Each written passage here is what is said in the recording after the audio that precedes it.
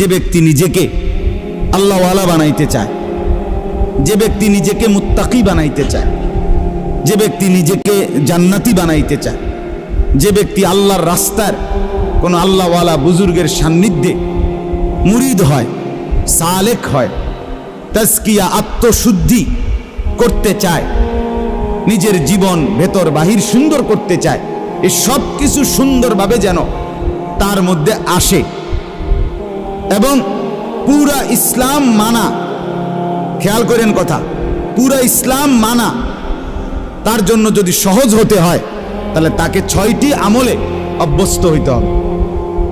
কয়টি আমলে? আবার বলেন, কয়টি আমলে?